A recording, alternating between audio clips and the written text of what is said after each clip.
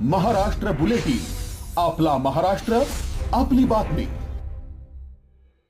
नाशिकसह संपूर्ण उत्तर महाराष्ट्रात इंधन टंचाईचा प्रचंड भडका उडालाय। मनमाडजवळील पानेवाडी आणि नागापूर इंधन प्रकल्पांतून दररोज हजारो टँकर पेट्रोल डिझेल घेऊन बाहेर पडत असल्याचा दावा तेल कंपन्या करत आहेत। रोज हजारो टँकर इंधन घेऊन उत्तर महाराष्ट्रासह नाशिककडे रवाना होत आहेत, तर नाशिककरांच्या नशिबी लांबच लांब रांगा का? उत्तर महाराष्ट्रातील पेट्रोल डिझेल गेलं कुठं, असे अनेक प्रश्न उपस्थित होत आहेत। सध्या नाशिक, इगतपुरी, नांदगाव, सटाणासह जिल्ह्याच्या अनेक शहरांमध्ये परिस्थिती अत्यंत गंभीर बनलीय। पेट्रोल पंपांवर नो स्टॉकचे फलक झळकत आहेत, तर डिझेलचा साठा पूर्णपणे संपल्याचं चित्र आहे।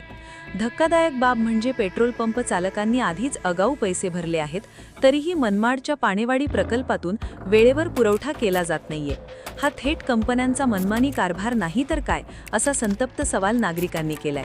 या इंधन टंचाईचा मोठा फटका ग्रामीण भागाला बसतोय।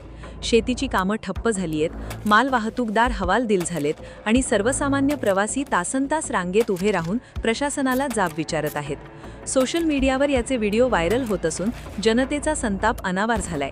इंधन कंपन्यांचे दावे कागदावरच राहिले, मात्र प्रत्यक्षात पुरवठा ठप्प झाला। दरवाढीच्या भीतीमुळे नागरिकांकडून इंधन साठवण्याची घाई झाली, त्याचाही परिणाम झाला।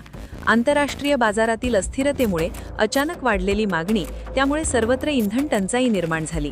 एकीकडे इंधनाची मागणी वाढतीये, तर दुसरीकडे पुरवठा साखळी पूर्णपणे कोलमडलीये। आंतरराष्ट्रीय बाजारातील अस्थिरता आणि दरवाढीच्या भीतीने नागरिकही साठा करत सुटलेत, त्यामुळे परिस्थिती नियंत्रणाबाहेर गेलीये।